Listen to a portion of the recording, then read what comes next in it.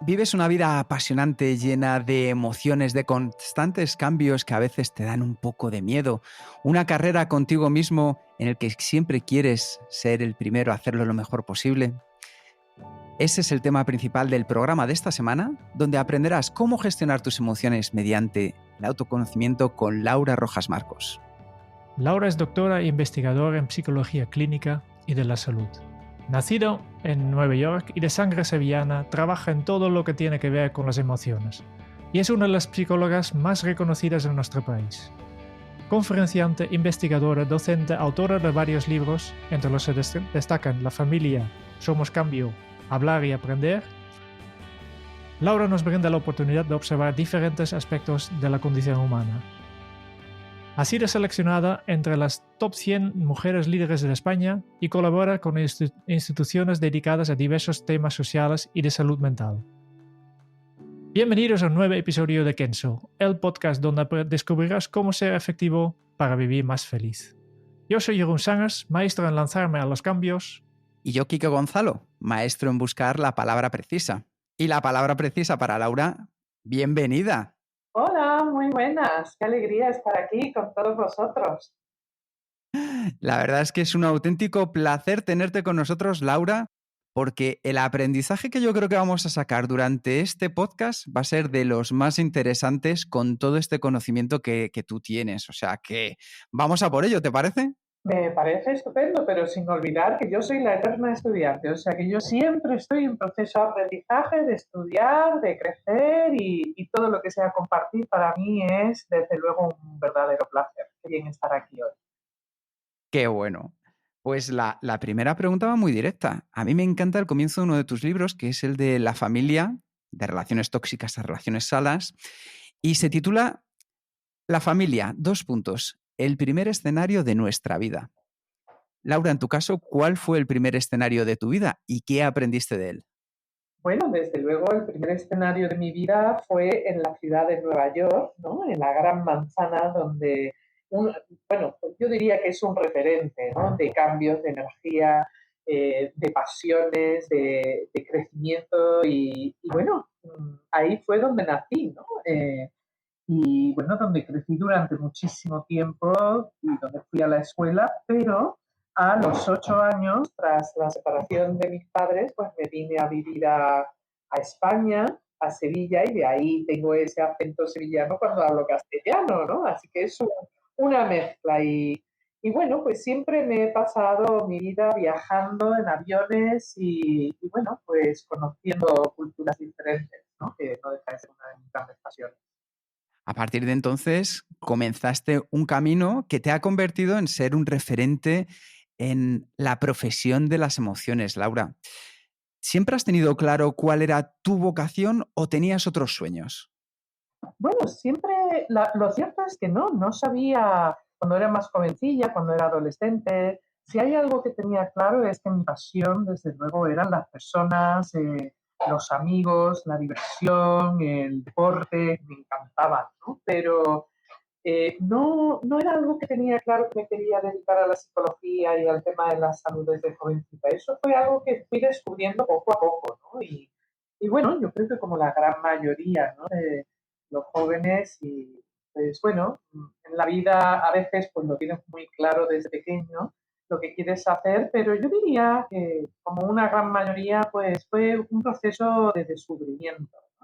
Y bueno, siempre he tenido muchos intereses, pero poco a poco eso se fue afinando y la verdad es que me siento muy afortunada porque sí descubrí lo que quería hacer con mi vida y trabajar en las emociones ayudando a las personas y desde luego estudiando hasta mi último suspiro. Por lo menos esa es mi intención, ¿no? Esa es mi intención.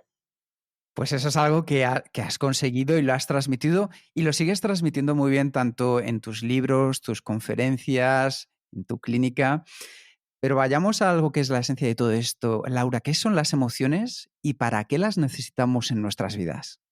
Bueno, las emociones forman una parte intrínseca y esencial de nuestra vida, del ser humano. Al fin y al cabo, en ese primer escenario de nuestra vida, como decías al principio, pues que es la familia, para la gran mayoría, pues es donde descubrimos todas las emociones, tanto las positivas como las negativas.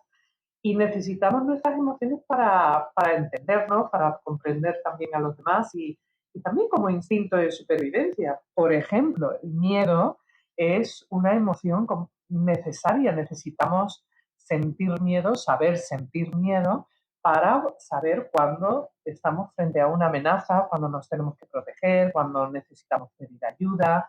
Y bueno, luego también está la alegría, el amor, ¿no? Sentir esos vínculos y el saber disfrutar de un momento y de otras personas, ¿no? Para sentir ese contacto. Emociones, por ejemplo, como la empatía, es fundamental para construir vínculos entre las personas. Entonces, las emociones nos acompañan desde el momento que llegamos, ¿no?, a este mundo hasta nuestro, ¿no?, último suspiro. Y bueno, nos va a ayudar siempre en las relaciones y qué decir de las relaciones con nosotros mismos, ¿no? Es una parte esencial del desarrollo también de la autoestima. Así que importante, es muy importante conocer qué sentimos, cómo se llama lo que sentimos y para poder entendernos a nosotros mismos, entender a los demás y desde luego frente a una adversidad saber qué tenemos que hacer. Ujú. Me parece que podríamos dedicar a cada una de las emociones un capítulo en exclusiva contigo, pero yo creo que vamos a intentar dar ese brochazo de pintor para que nos des determinadas ideas, determinados consejos que podamos aprender más sobre ellos y luego ir profundizando más adelante cada uno de los oyentes. Hay una cosa que a mí me encanta en tu libro y es que explicas un concepto maravilloso, que es que dices que al final las emociones, pues hay una tendencia que viene, que va, pero que esas primeras veces que las vivimos determinan en gran medida cómo las vamos a gestionar en el futuro. ¿Cómo podemos construir una relación sana con esas primeras veces con nuestras emociones? Bueno, la primera vez que descubrimos una emoción, ya sea positiva o negativa, desde luego es un indicador, nos da información sobre nosotros mismos, ¿no? Y bueno, el cómo gestionamos, por ejemplo, el miedo se gestiona muy diferente a cómo gestionamos la alegría, ¿no?, o la serenidad.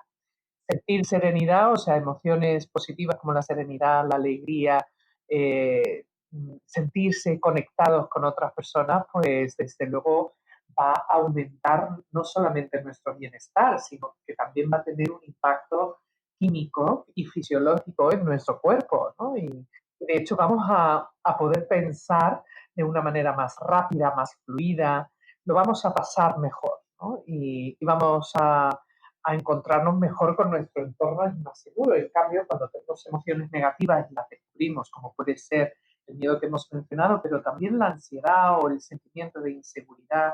Y a veces, cuando trabajo también con personas, cuando descubren la envidia, por ejemplo, ¿no?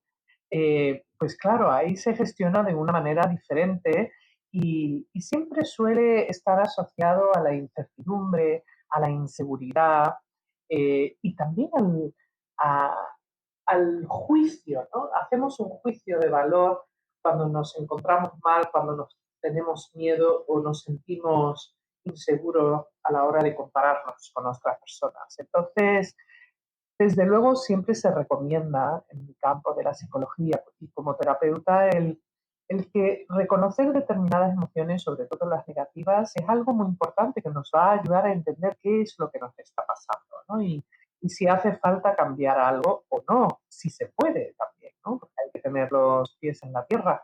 Pero pero es un proceso de descubrimiento y desde luego siempre nos va a ayudar las personas que tenemos en el entorno para poder identificar esas emociones. A veces sentimos ansiedad y no sabemos que lo que sentimos es ansiedad. A veces sentimos envidia o rabia y no sabemos que se llama así y claro, no sabemos qué hacer al respecto. Y bueno, pues aprendemos a identificar las emociones, sobre todo las universales. Eso quiere decir que son las que compartimos con pues, prácticamente toda la humanidad, como es el miedo, el asco, la ira, ¿verdad? Cuando nos enfadamos, la tristeza, la alegría. Y después, curiosamente, en las investigaciones se ha ido identificando otras emociones como, por ejemplo, la vergüenza, la sorpresa, como emociones que también son universales, ¿no? Y bueno, cada uno pues lo sentimos en escenarios distintos, ¿no? Porque, aunque es cierto que podemos compartir escenarios muy comunes donde sentimos emociones fuertes, ya sean positivas o negativas, ¿no? Me parece algo que vamos a disfrutar muchísimo este marco, esta introducción que nos has dado, porque nos centraremos en algunas de ellas. Y antes de dejarle a Jeroen que te haga la siguiente pregunta, sí que tengo una que me parece interesante con esto que estás comentando justo ahora de emociones universales.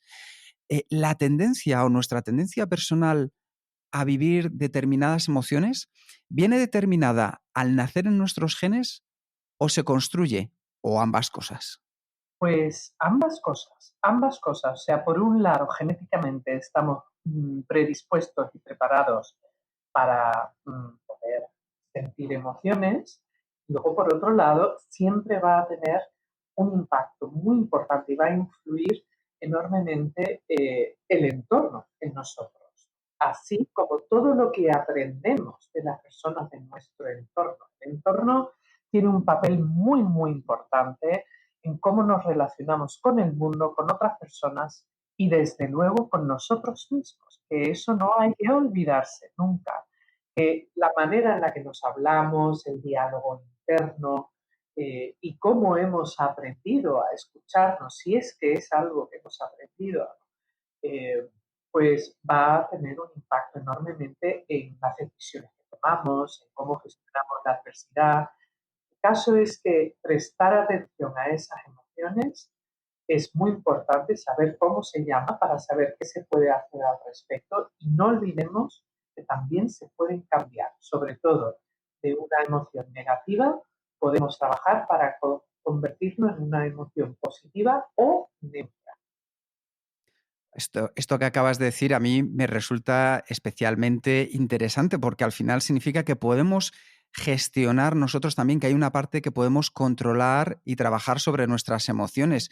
Eh, ¿Eso puede pasar, como decías tú, desde el primera vez que respiramos hasta el último suspiro de nuestra vida, Laura?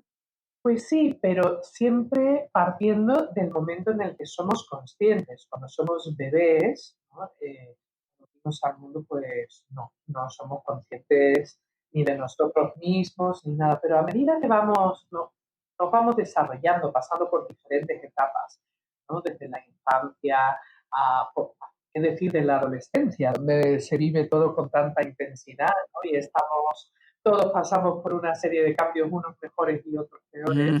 Pues Sí.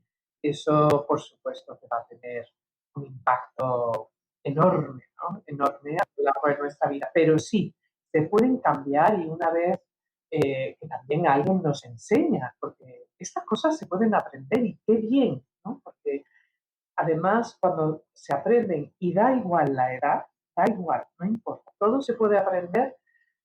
Lo ideal sería desde la infancia, ¿no? Pero poquito a poco, en cualquier momento de la vida podemos aprender a gestionar las emociones, a cambiarlas, a entenderlas y bueno, a sentir que tenemos un cierto control de nuestra vida, ¿no? Laura, ¿tú dices que la familia es la mejor escuela para aprender o a manejar las emociones? ¿Nos puedes contar algo más acerca de esta idea?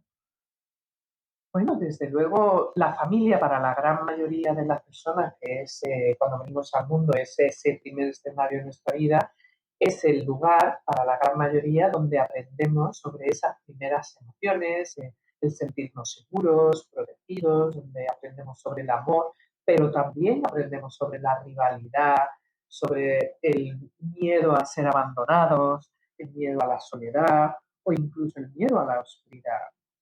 Eh, También es cierto que es en ese entorno y durante los primeros años de vida donde descubrimos quiénes somos, ¿no? Y el impacto que también tenemos en nuestro entorno, porque no solamente es el entorno que tiene un impacto en nosotros, sino nosotros también influimos en nuestro entorno. Y cuando aprendemos a gestionar las emociones, también descubrimos que a partir de cómo nos comunicamos, que es ahí donde aprendemos sobre la comunicación, cómo comunicarnos, qué comunicar y cómo utilizar no solamente las palabras, sino también el lenguaje no verbal, ¿no? Desde la mirada, desde los gestos, desde un gesto de cariño, como desde un gesto de desprecio, ¿no? Y claro, esos primeros años de vida pues marcan una enorme diferencia y es algo que desde luego las personas que deciden ser padres, pues que sea algo que presten atención, ¿no? Sin obsesionarse, ¿no? Es importante la naturalidad y el ser auténtico, pero el fluir, ¿no? El fluir, que es algo que nos gusta tanto, ¿no? Hablando de familias, existe el mito de la familia perfecta y creo que este no existe. Pero sí que hay familias que son felices. Sí, sí. Y mi pregunta para ti es, ¿qué elementos compartidos has encontrado en estas familias felices? Bueno, pues como decías, primero no existe la familia perfecta porque partiendo de la idea de que el ser humano es imperfecto, todos somos imperfectos, por lo tanto siempre cometemos errores, tenemos nuestras emociones fluctúan, podemos tener un mal día, podemos tener una mala racha o podemos estar enfermos, ¿no? O sea, ahora bien, ingredientes fundamentales para eh, que la dinámica familiar y las relaciones familiares sean positivas y constructivas. Uno es muy importante, el respeto.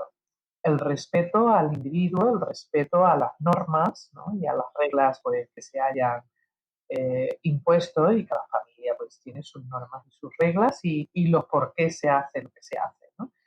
El respeto a la comunicación, a las opiniones distintas, ¿no? El aprender a gestionar los desacuerdos, el aprender a respetar la autoridad, ¿no? Y la autoridad eh, quiere decir que los padres, evidentemente, tienen una responsabilidad sobre la gestión del tiempo y la organización y la estructura familiar.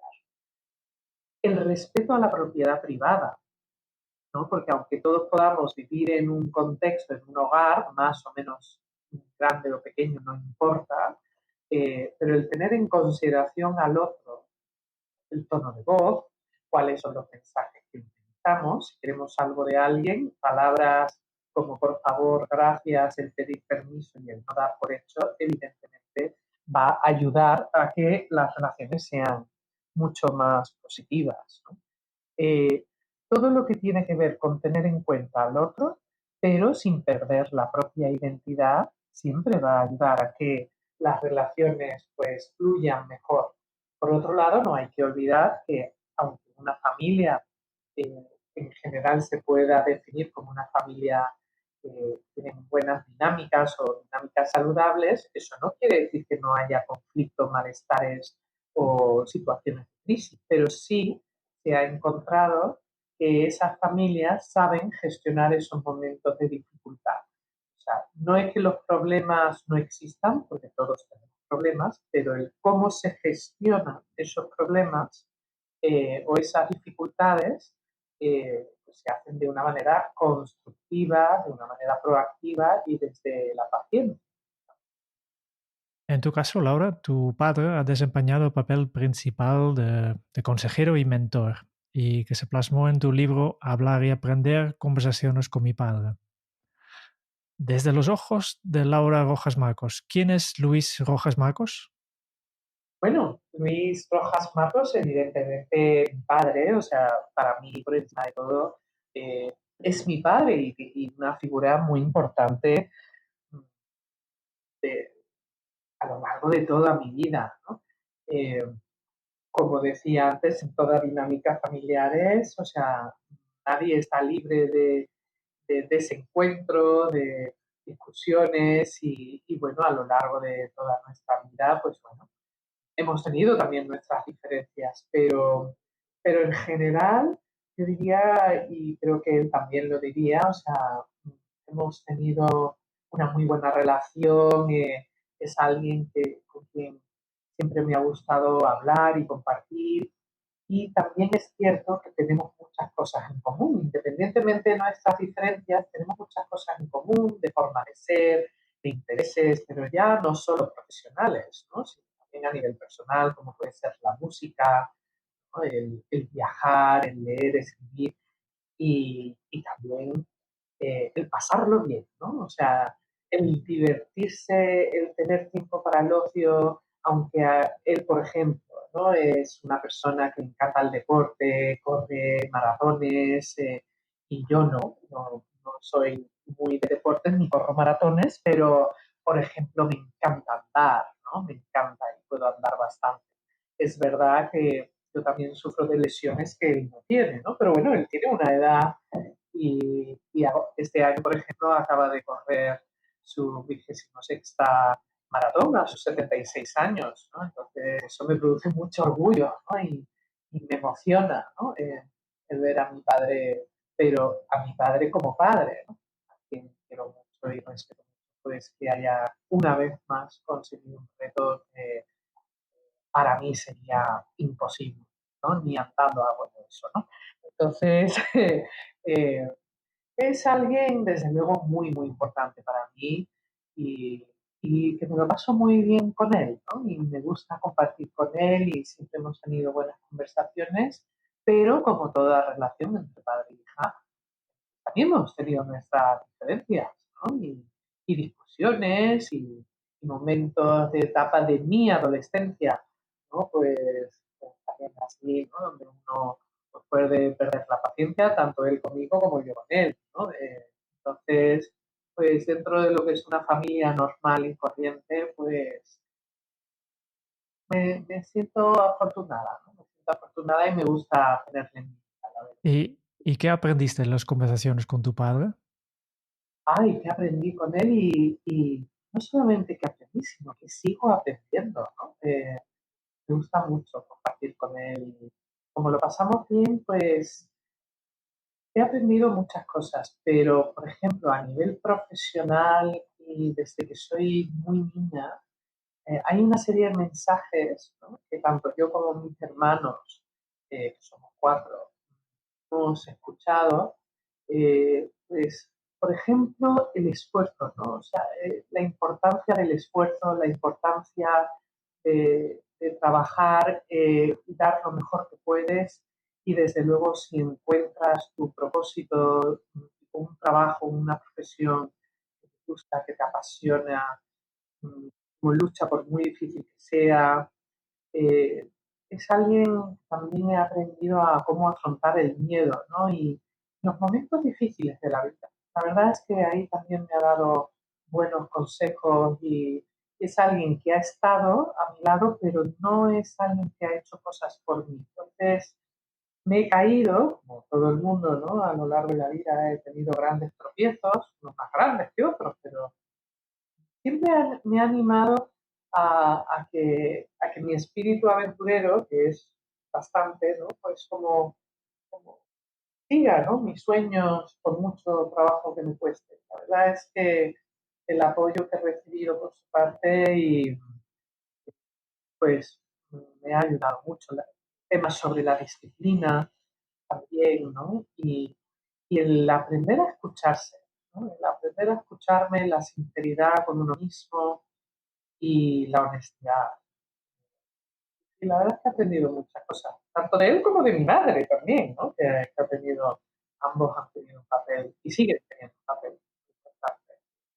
Acabas de comentar un aspecto que para mí es esencial en la comunicación, en la conversación, que es que una de las mejores maneras de hacerlo es saber escuchar. Y lo decías tú ahora mismo, saber escuchar para entender al otro y así poder también adaptar nuestro mensaje. Este aspecto clave, Laura, ¿cómo podemos mejorar nuestra escucha? Bueno, la escucha activa, que se llama, es fundamental en las relaciones personales, sean del tipo que sean, ¿no? Familiares, de trabajo. Al fin y al cabo, el ingrediente fundamental es la empatía y el interés. Es el mostrar interés, la empatía, el mirar a los ojos y el hacer preguntas. La escucha es fundamental porque cuando nos sentimos escuchados, también sentimos como una conexión y lo mismo ocurre cuando escuchamos a otra persona, ¿no?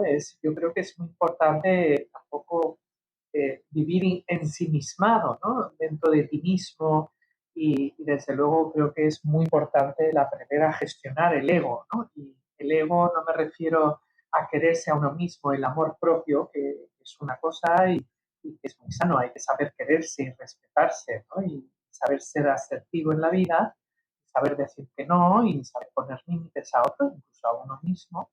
Pero por otro lado, también es importante para poder conectar con otros, saber que los demás también tienen un lugar importante en la vida, ¿no? Y el reconocerlo. El sentirse escuchado y escuchar a otros es, yo diría que un pilar esencial, ¿no? Un pilar esencial en cualquier relación, en cualquiera. Y justo hablabas de un término que para mí es clave, que viene después de la escucha, que es la esencia de la comunicación, que es la asertividad. ¿Qué es y cómo podemos ponerla en práctica, Laura? Pues de una manera muy sencilla, la asertividad parte desde el respeto a uno mismo, ¿no? Y el ser coherente con lo que uno piensa, quiere y quiere sobre todo conseguir, ¿no? Quiere conseguir no solamente como objetivo, sino también el hacerse respetar, ¿no? Entonces, si tú tienes claro qué quieres y qué no quieres, las personas asertivas pues saben comunicar de una manera respetuosa pero firme sus intenciones, no son personas que por lo general son manipulables, ¿no? Una persona asertiva sabe gestionar el arte de decir que no. Hay personas, y eso me lo encuentro mucho como terapeuta, que tienen dificultad para decir que no, incluso a cosas que ellos consideran que no son razonables, ¿no? O que no tienen sentido, o incluso que van en contra de sus principios y valores, ¿no? El saber gestionarlo no es muy importante para uno mismo, para las relaciones, para saber dónde estás y qué decir, sentirte seguro de ti mismo. Y ahí, luego a la hora de gestionar a personas tóxicas. Todos nos encontramos con personas tóxicas, ya sea momentáneamente, como si lo vemos a nivel cercano, sea en el trabajo, sea en la familia. Y la asertividad siempre es una herramienta muy positiva, porque no hay que equivocarse ni confundirla con la agresividad, ¿no? El ser agresivo, cuando se dice, oye, ese es un ejecutivo agresivo, eso no es algo positivo. La agresividad es violencia, gritar, faltar el respeto, el no saber comunicar, ¿no? De una manera respetuosa y madura. Mientras que una persona asertiva tiene una madurez, transmite seguridad en sí mismo, tiene criterio y desde luego habla claro y no deja mucho espacio a los malentendidos. Ujú. Una palabra tan importante y tan positiva cuando es bien utilizada como es el no, que es clave en la asertividad también por lo que decías de exponer al otro, respetar al otro, pero respetarnos también a uno mismo, marcando esos límites. ¿Por qué nos cuesta tanto dominarla y cómo podemos hacer para ponerla en práctica de una manera sana?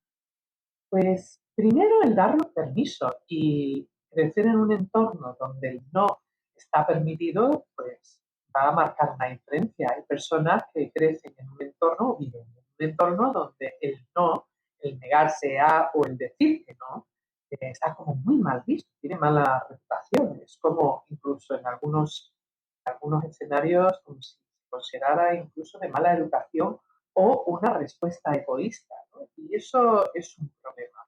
Eso es un problema porque no es cierto. ¿Cómo podemos aprender a ser asertivos? La primera regla es saber qué quieres y qué no quieres. ¿Qué estás dispuesto a hacer y qué no estás dispuesto a hacer? ¿Qué te compensa y qué no te compensa? ¿Hasta dónde estás dispuesto a ceder en algo? En toda negociación, sea lo que sea, desde la familia a un adolescente pidiéndole a sus padres que quiere salir hasta más tarde, ¿verdad? Todo es una negociación.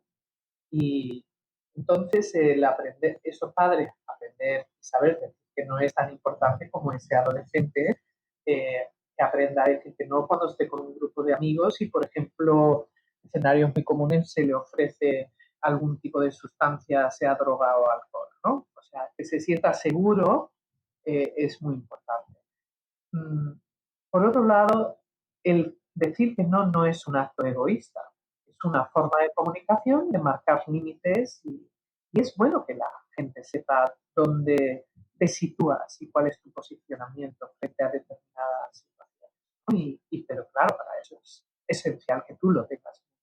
Hay personas que piensan que comunicarse de manera correcta es ser extremadamente sinceros y soltar todo lo que llevan dentro. Yo, desde luego, no soy uno de estos. Em, y tú tienes una palabra que me encanta para ello, que es sincericida. ¿Qué es y cómo podemos sacar fruta de ella? Pues me encanta ese término. Hay que decir que es un término, lo sincericida o ser sincericida no está en el diccionario, ¿vale? Es un palabra, como decimos vulgarmente, ¿no? Eh, pero es un término que yo creo que dice tanto. Y desde mi punto de vista, las personas sincericidas son aquellas que no hay que equivocarse con que son asertivas, son personas inconsideradas, que dicen todo lo que piensan porque tienen un sentimiento de derecho que consideran que yo tengo derecho o en nombre de la sinceridad voy a decir lo que pienso, te guste o no te guste, y sin preguntar, ¿no? Entonces, a menudo pues faltan el respeto, no tienen en cuenta al otro, evidentemente les falta una buena dosis de empatía, no se ponen en el lugar del otro y claro, a veces ese derecho que ellos se dan a sí mismos pues les trae problemas, ¿no? Porque el decir todo lo que se piensa es un error, no es tener habilidades sociales o lo que también se denomina inteligencia emocional y social. Y claro, a menudo estas personas entran en conflictos. Lo que a mí por ejemplo, es algo que me llama mucho la atención a nivel profesional es que cuando trabajo con personas que son sincericidas o en mi vida personal me cruzo con esas personas muchas veces no son conscientes, ¿no?, de que lo son y no pueden entender por qué los demás se irritan con ellos o quieren mantener una cierta distancia, ya no quieren ser amigos o incluso colaborar con ellos profesionalmente. Son personas que tienen poca capacidad de autocrítica y de autoobservación. Lo viven todo desde sus emociones y claro, y de nuevo, ¿no?, en nombre de la sinceridad voy a decir lo que pienso y lo que siento, lo quieras o no escuchar y claro, ahí pues siempre va a haber un conflicto y un problema. No solo es importante lo que decimos, pero también lo que pensamos, porque somos lo que pensamos, lo que nos decimos. Y las palabras aquí juegan un papel determinante, y tanto yo creo que en positivo como en negativo, en especial para la autoestima. Y tú explicas que antes de hablar de autoestima es hablar de autoconcepto. ¿Qué es para ti el autoconcepto? Bueno, el autoconcepto, o sea, cuando hablamos de autoconcepto y autoestima, que están los dos muy vinculados, directamente relacionados, son dos conceptos como si fueran hermanos, ¿no? El autoconcepto es cómo identificamos de manera objetiva nuestras características, ¿no? El auto, que es el yo, y el concepto. ¿Qué soy? ¿Cuáles son mis cualidades? ¿Cuáles son mis defectos? ¿Cuáles son mis virtudes? Fortalezas y debilidades. ¿Quién soy y cómo soy? ¿No? De manera objetiva. ¿Soy una persona abierta? ¿Soy una persona retraída? ¿Tímida? ¿Sincericida? ¿No? Entonces son características objetivas. Y a partir de esas características, de ese autoconcepto, pues vamos a tener una reacción emocional. Nos podemos gustar más o menos. Hay cualidades de uno mismo que a uno le puede gustar más, que la siente orgulloso, y hay otras pues, que las vemos como un defecto que nos puede despertar vergüenza o frustración, incluso ira, ¿no?, hacia uno mismo. Entonces, el autoconcepto, que se basa en características objetivas de nosotros mismos, va a provocar unas emociones. El autoconcepto, ¿cómo se va construyendo? Pues así como la autoestima, que también ambos se van desarrollando conjuntamente desde los primeros años de nuestra vida, parten de lo que nos dicen las personas de nuestro entorno de cómo somos. Eres, ¿no?, padres o familiares o amigos, profesores, ¿no?, que le dicen a los niños, eres, eh, qué bien lo haces, eres un niño muy bueno, o qué guapo eres, o eres un desastre, no sirves para nada. Todo eso mensajes van a influir en el autoconcepto y, por ende, como resultado, en la autoestima. Por lo tanto, es importante desarrollar una buena autoestima, independientemente de las fortalezas, debilidades, defectos y virtudes. El desarrollo de una buena autoestima nos va a llevar a no solamente a querernos y gustarnos, sino también a empoderar y a tener la capacidad para llevar a cabo una serie de pautas a la hora de querer cambiar algo de nosotros mismos, a la hora de aprender, de salir de la zona de confort, de sentirnos libres, ¿no? Y desde luego de sentir que tenemos derecho a elegir con quién nos queremos relacionar y cómo queremos dirigir nuestra vida.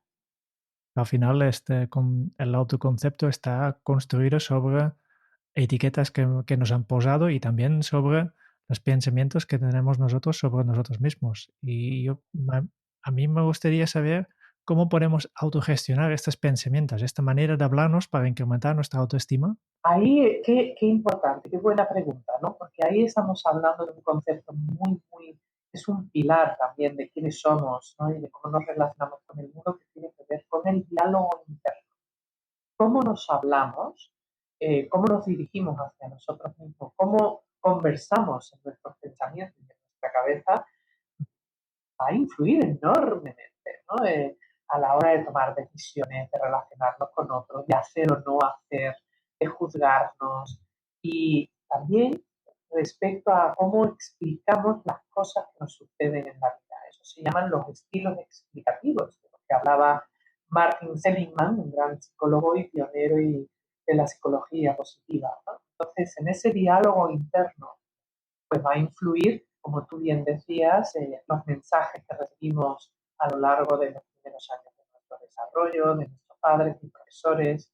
eh, y claro, todo lo que vamos aprendiendo y nos van diciendo, pues eso lo vamos a incorporar, interiorizar y va a formar parte de esa dinámica de cómo nos dirigimos. ¿Puedo hacer algo? ¿No puedo hacer algo? ¿Cómo gestiono el miedo, por ejemplo, a salir de la zona de confort? ¿Me percibo a mí mismo como una persona que soy cobarde o me considero valiente? ¿Percibo aquello que no conozco, la incertidumbre, como la oportunidad de descubrir algo diferente y despierta mi espíritu aventurero? ¿O he crecido en un entorno donde he aprendido que el entorno es peligroso? Claro, todo eso va a tener un impacto enorme a la hora de hablarnos a nosotros mismos, ¿no? A menudo las personas caen en un concepto que es muy interesante, y es algo que nos pasa a todos, ¿no? Es la tiranía de los deberías. ¿Qué es la tiranía de los deberías? Pues es esa tiranía que a veces tenemos con nosotros mismos, incluso con otras personas, que es una forma de comunicación donde el diálogo interno con otros es lo que tendríamos que haber sido. Hay un yo ideal, un concepto ideal, y entonces competimos con ese ideal. Pero ¿qué pasa? Que la realidad es que como seres imperfectos, con errores, defectos, limitaciones, pues caemos en ese diálogo como yo debería haber conseguido, debería haber dicho o no debería haber hecho, y nos castigamos, caemos en un sentimiento de culpa terrorífico, como una película de miedo, ¿no? Y nos paraliza y a menudo nos deprime o nos produce un ataque de pánico y de ansiedad, nos aísla. Hay que tener mucho cuidado con esas tiranías de los deberías, porque puede ser un motor destructor de la autoestima y sobre todo a la hora de gestionar la adversidad, los problemas, porque nos paraliza. Y eso frente a un problema, frente a una crisis, donde se requiere movimiento y acción y determinación y tomar decisiones, pues lo último que necesitamos es quedarnos paralizados en el miedo. Muy interesante todo esto. Para cambiar un poco de tema, el Foro Económico Mundial de Davos publica las habilidades que consideran que serán más importantes para el futuro del trabajo. Y yo tengo dos preguntas para ti, para ver qué opinas desde tu experiencia. Primero, ¿cuáles consideras que son las emociones esenciales para el futuro que nos aguarda? Y después, ¿qué habilidades clave tenemos que aprender para gestionar esas emociones? Bueno, emociones clave, desde luego, de cara al futuro, en un futuro cambiante cada vez, ¿verdad? Más rápido, ¿no? Por ejemplo, con el mundo digital, con las nuevas informaciones y también el aprender a gestionar pues, toda esta información y el estrés pues, requiere de nosotros que tengamos emociones asociadas pues no solamente a la ilusión y al saber y aprender, ¿no?, a gestionar el estrés, pero también aprender a salir de la zona de confort.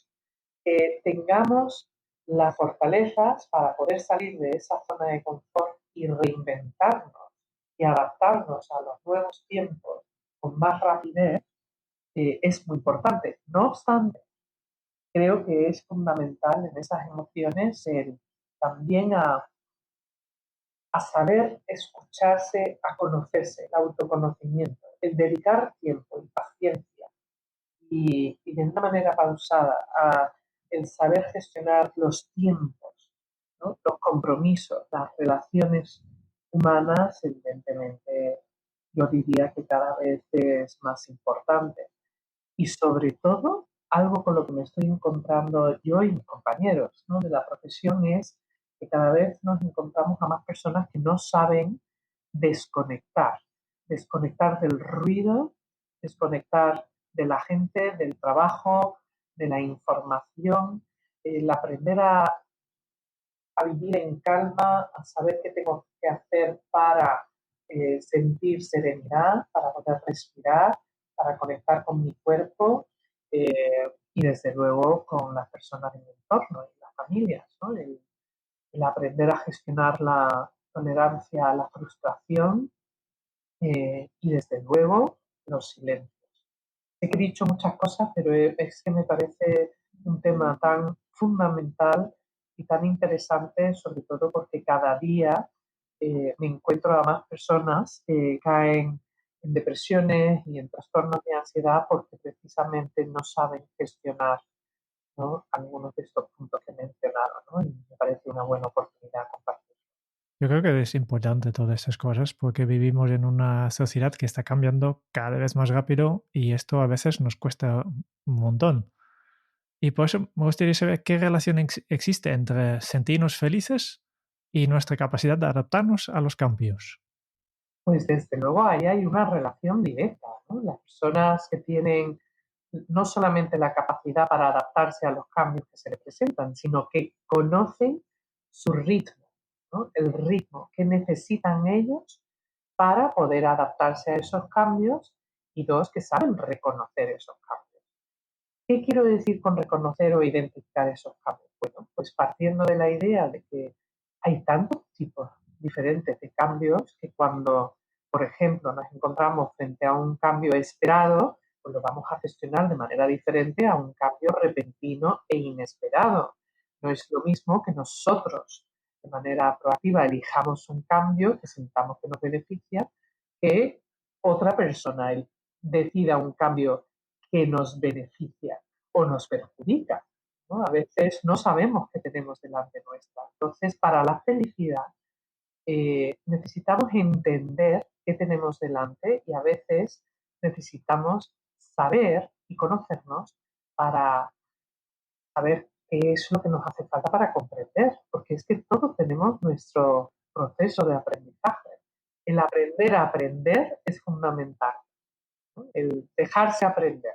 ¿Me explico? O sea, ese proceso, cada uno tenemos un ritmo. Y cuando conocemos nuestro ritmo, como le digo muchas veces a los estudiantes, ¿no?, y cada uno tiene su ritmo. Y cada uno pues tenemos asignaturas que nos resultan más fáciles y otras más difíciles, ¿no? En vez de enfadarte contigo mismo, pues dedica la energía y el tiempo que necesites para poder sacar y conseguir tu objetivo, ¿no?, que es aprobar. Mucho de lo que has compartido hoy con nosotros, Laura, nos lleva a dos emociones esenciales en torno a las que ha girado nuestra vida: el miedo y la felicidad. ¿Qué son para ti? ¿Cómo definirías cada una de ellas? ¿Y cómo podemos convivir mejor al tenerlas tan presentes? Pues para mí, y desde luego a nivel profesional y a nivel personal, después de haber estudiado estos dos conceptos durante tantos años y sigo estudiando y aprendiendo sobre ellos, ¿no? Me gustaría empezar por la felicidad, porque es un tema apasionante y al fin y al cabo todo yo creo que buscamos es sentirlo, ¿no? Sentirnos bien. El bienestar, la serenidad, eso para mí es felicidad. El saber qué está pasando, el sentir ilusión, el sentirse conectado, el fluir, eh, el tener un propósito.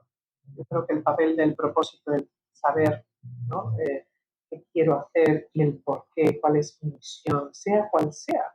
No hace falta tener grandes misiones ni grandes propósitos, sino saber cuál es, ¿no? Que es lo importante para que te da sentido a tu vida, tener buenas relaciones, ¿verdad? Personas, buenos amigos, no tiene que haber mucho, pero que sean buenos.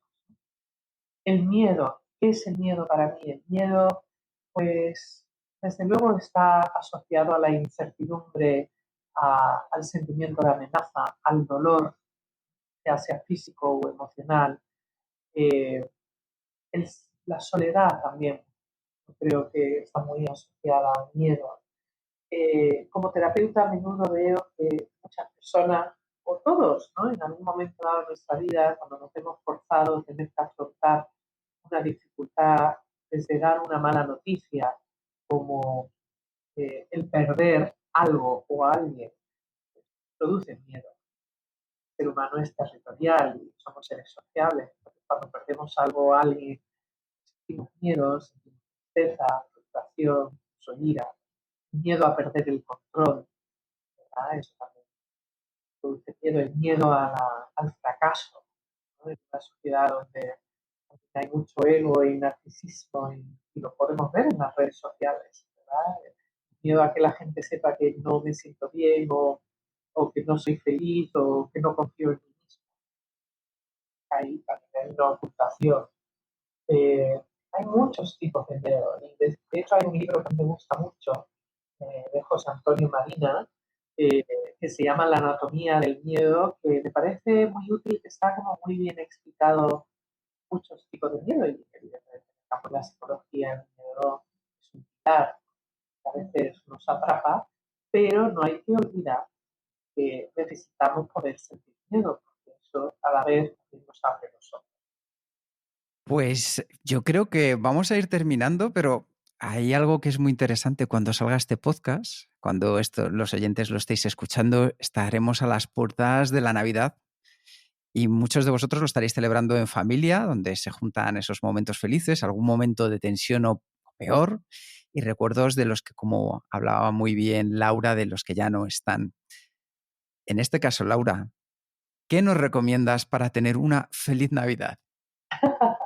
Bueno, desde luego, si es posible pasarlo con personas con los que uno tiene una buena relación, ahí yo empezaría por ahí, ¿no? La Navidad, las fiestas, ¿no? Eh, representan cosas muy diferentes para cada persona, ¿no? Y no todo el mundo lo pasa bien. El que no lo pasa bien, el que no le gusta esta fecha, pues intenta pasarla lo más tranquilo posible, mantener los compromisos al mínimo, porque todos al final tenemos compromisos, ¿no? Si uno se ve obligado y forzado, ¿no? Que uno de esos compromisos es pasarlo con familiares o compañeros de trabajo, incluso entornos sociales que no le apetece o no puede soportar, ¿no? Lo pasan fatal, pues bueno, a veces pues sí, tenemos que cumplir con una serie de cosas, pues estar en lo mínimo, intentar intercambiar ¿no? Ese rato pues, con personas las menos tóxicas posible. Con el alcohol hay que tener cuidado, ¿no? Y algunos temas de conversación, ya sean del fútbol, de la política, ¿no? De maneras de percibir las cosas, las noticias, o sea, elegir uno las batallas y uno tampoco tiene que aprovechar ese momento, ¿no? Para reivindicar, ¿no? Un sentimiento, una idea, una opinión. No merece la pena. Creo que es importante utilizar la inteligencia para elegir bien las batallas y, como le digo a muchos pacientes, ¿qué tal si surfeamos, ¿no? Surfeamos, cogemos nuestra tabla de surf imaginaria, nuestro impermeable invisible, ¿no? Que nos protege y que ante situaciones desagradables nos mantengamos al margen y por otro lado disfrutar de los buenos momentos. disfrutar de ellos y también intentar provocarlos, ¿no? Ya sea estar tranquilo en casa, desde no salir, no hace falta poner decoraciones, no hace falta gastarse mucho dinero y bueno, que cada uno pues también elija de una manera asertiva cómo quiere gestionar, ¿no? En vez de ser reactivo, pues ser proactivo. Ese desde luego es mi mejor consejo. Me parece un consejo genial. Y para terminar ya esta entrevista, solo nos quedan dos cosas. El primero que hacemos con todos los entrevistados es un cuestionario, Kenzo. Son 10 preguntas rápidas De examen. de examen. No, no, no de examen. Simplemente para conocerte aún un poco mejor.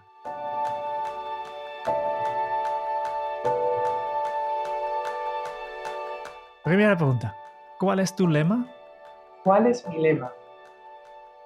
¿Cuál es mi lema? Vivir el presente de la mejor manera posible y mantener los ojos abiertos y salir de la zona de confort. Estar en contacto con el espíritu aventurero. Lo siento, es que tengo varios. No pasa nada.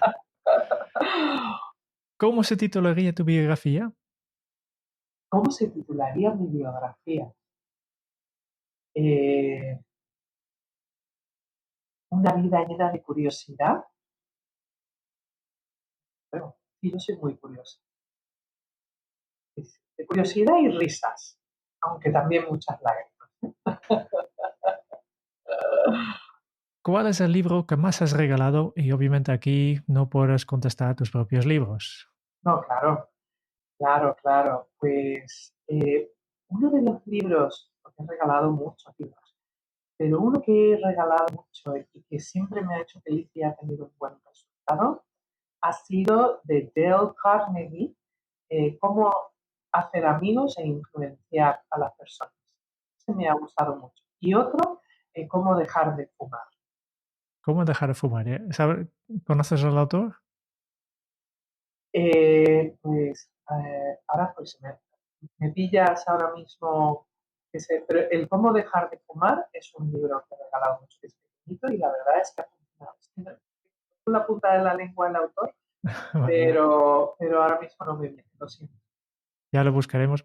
Lo pregunto porque supongo que hay un montón de libros con este mismo título. Sí, sí, sí. Y luego también el de la felicidad de Martin Seligman.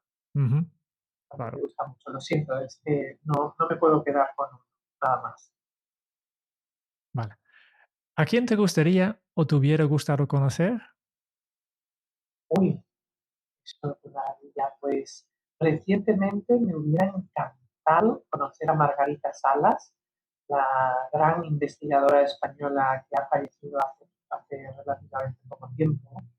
Me hubiera encantado conocer a Eleanor Roosevelt, ¿no? Que una mujer muy interesante, activista, ¿no? A Marie Curie, ¿no? Investigadora también. Eh, y luego la escritora, que me he leído todas sus obras, Jane Austen, que me hubiera gustado mucho conocer pero es que hay tantas personas que me hubiera gustado, astronautas, científicos, eh, aventureros, ¿no? A Julio Verne me ha encantado. Y definitivamente uno de mis personajes favoritos de la historia es Leonardo da Vinci. ¿Cuál es tu posesión más preciada? Posesión más preciada es definitivamente Música. la música, toda la música que tengo. Pues mira, La música para mí es la vida. Yo creo que me ha salvado de muchos momentos muy difíciles, me ha dado alegría, me ha ayudado con mis emociones, momentos de soledad, de tristeza, de pérdida y de alegría, bailar, compartir. Mi ujú, música es fundamental. pues esto encaja perfectamente en la siguiente pregunta. Ah, ¿Qué canción pones a todo volumen para subir el ánimo? ¿qué canción pongo? Uy, es que tengo tantas, pero me encanta de Gloria Gaynor, I Will Survive. Esa me gusta muchísimo. Me gusta muchísimo de Whitney Houston, Step by Step, también.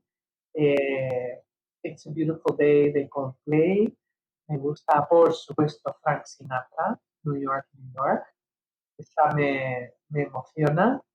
Y de Diego Torres me encanta y me sube la adrenalina muchísimo saber que se puede. El de Esperanza, de la canción. ¿Cuál ha sido la pregunta más interesante que te han hecho? La pregunta más interesante que me han hecho, Ujú. pues ahora mismo ahí tengo que decir que tendría que pensar mucho, ¿no? Pero yo creo que más que interesante, pero que eso es realmente, no es tan de interesante, sino un reto para mí, cuando me han hecho pensar sobre mí misma de retos y dificultades, ¿no? Me obliga a mirarme dentro y ponerme en contacto con mi humanidad y con mis errores y me ayudan a pensar, ¿no? Y sobre todo para ser mejor persona. ¿Qué se te viene a la cabeza cuando piensas en la felicidad? Serenidad, paz interior y diversión y risas, pero sobre todo serenidad. ¿Qué película volverías a ver cada año? Hoy, es que hay tantas, me encanta En busca de la felicidad, me encanta La vida es bella y tengo que decir que me encanta Lo que el viento se llevó, que de hecho lo veo todos los años en la época de Navidad, que la suelen poner. Yo no suelo ver la televisión, pero Lo que el viento se llevó me encanta, me encanta. Sí, sí, hay tanta información ahí, ¿no? Pero yo diría que son esas. Me encanta nos dones varias respuestas para cada pregunta, ¿no? Sí, es que tengo que confesar que frente a esas preguntas siempre me resulta tan difícil responder a una nada más, porque de repente como que se me abren las compuertas y además lo siento, ¿no? Como en el pecho, que se me abren las compuertas y sí, no puedo decir solo uno, ¿no? No puedo, no puedo, porque hay muchas cosas que me suben el pulso y me ilusionan. Vale, nos queda una pregunta sola. ¿Ah? Si tuvieras que dejar un mensaje en una cápsula para tu yo del futuro, ¿qué le dirías? Ay, para mí yo del futuro. Eh, que no me rinda, que no me rinda. Aquí sí que hay solo una respuesta. Sí, Perfecto. sí, sí, sí. Seguir Que luchando. con esto ya, sí, con esto ya vamos terminando. Solo queda una cosa más, que es un breve resumen de todo lo que hemos podido aprender de ti, Laura, en esta entrevista. Laura vivió su primer escenario de la vida en la Gran Manzana, un referente de pasiones y de crecimiento, un continuo aprendizaje que la ha llevado hasta aquí. Una mezcla con su pasión sevillana por el proceso de descubrimiento por las personas, por trabajar en las emociones ayudándonos. Laura nos ha enseñado que las emociones forman parte intrínseca de nuestra vida y la importancia a saber qué sentimos y ponerle nombre. La convivencia para ello es clave. Al ser seres humanos, somos seres sociables, emocionales y necesitamos relacionarnos con los demás para poder sobrevivir. Porque cuando hablamos de convivencia, estamos hablando de compartir energía, de compartir emociones, de compartir sueños, de compartir un espacio. Y es el espacio del entorno familiar nuestro primer escenario de convivencia en nuestras vidas.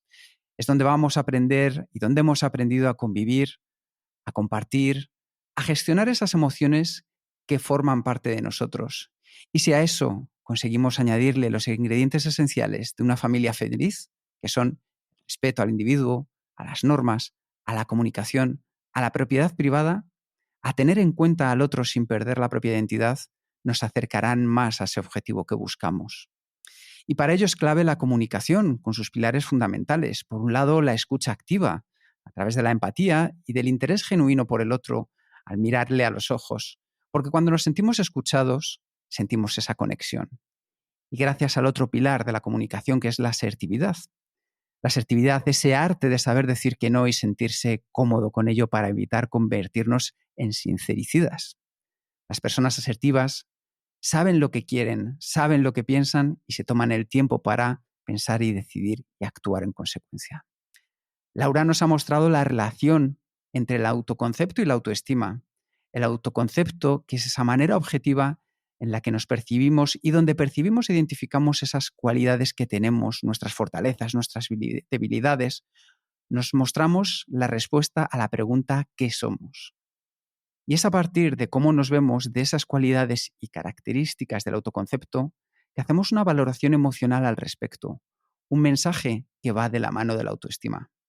Las personas con una alta autoestima son personas que se valoran, que confían en sí mismas, se gustan y se quieren, que viven más en paz consigo mismas. Una autoestima sana es cuando hay una aceptación tanto de nuestras virtudes como de nuestros defectos. Y el desarrollar una buena autoestima es fundamental y es algo que aprendemos desde que somos muy pequeños. Pero es algo que también se va desarrollando a lo largo de nuestra vida a la hora de cómo conversamos con nosotros mismos. Laura nos ha mostrado la carrera que muchos tenemos contra nosotros mismos en busca de la perfección, que nos conduce a una única meta, la culpa.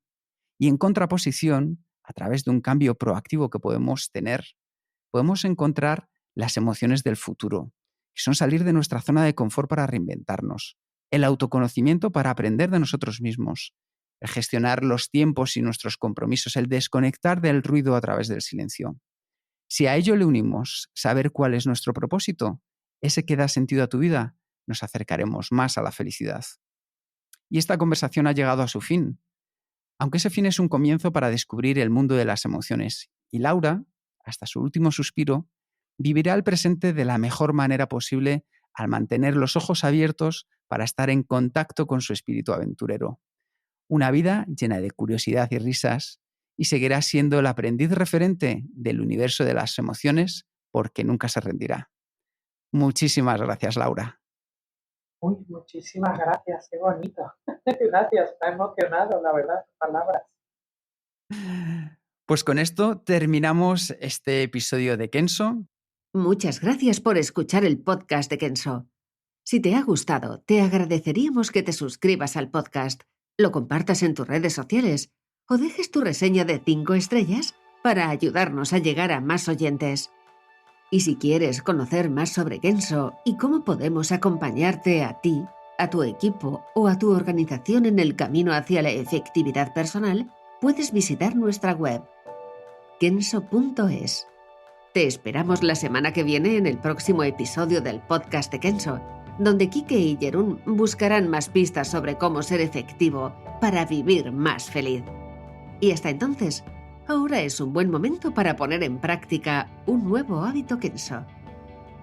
La vida es cambio y el cambio es vida. Hasta dentro de muy pronto. Chao.